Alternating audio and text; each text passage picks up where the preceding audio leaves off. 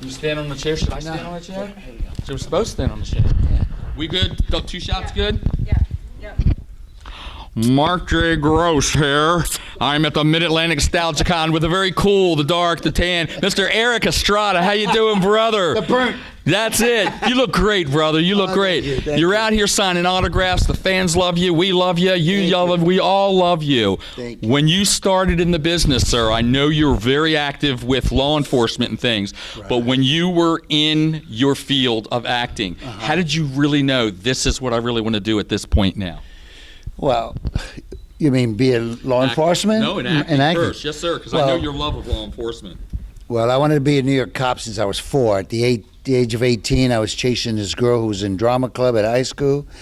And I figured, I grew up in the streets of New York, I can act, right? Real. So I auditioned, I got in, and then I got bit by the acting bug. So now I no longer wanted to be a New York City police officer. I wanted to be an actor.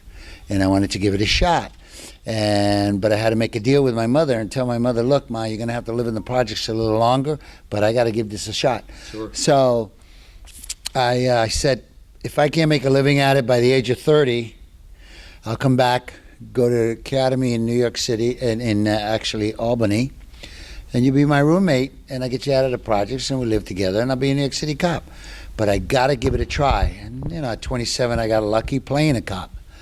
And then I became a cop just 13 years ago. But, Yes, sir. Yes, sir. But that's basically where it all comes from. It all comes from my mother dating a guy that was a cop. The first man I ever loved was a cop when I was a child. Unbelievable. Yeah. Tell me about your love and your work right now in law enforcement then, sir. Well, I'm with Frederick County Sheriff's Department now. I did 8 years in Bedford County, Virginia, but now I'm over at by Winchester. Right. And I'm an ICAC investigator, Internet Crimes Against Children. Fantastic. Yeah. That's wonderful. Well, you're out here signing autographs, you're doing shows. Larry said you guys love doing shows together. Yeah, we do. We have a good time. That's fantastic.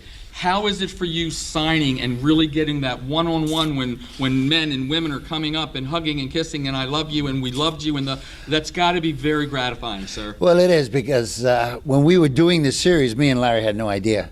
30 years later, 35 years later, people would be going hoo-ha-hoo, all over us. And we realized the show had an influence, and it's good to see. And it's a compliment to the show and the quality and the idea and the principles of the show. At the same time, to me and Larry, who he and I captured your 8 o'clock Sunday nights at home with your family. Right on. And it's a show that you watch with your families, brothers and sisters, Sure. siblings. And so when you see us, you get excited, but subconsciously what's going on is warm, cuddly times with family. It is. It's understood. That's a great family series. That's right, it was. Now, for you personally, wherever you go in your travels, do you collect anything? What are your hobbies, downtime, and what do you like? Are you a collector? These people collecting your autograph. Yeah, they collect my autograph. I like to go shooting. I like to shoot sporting clays. Wow.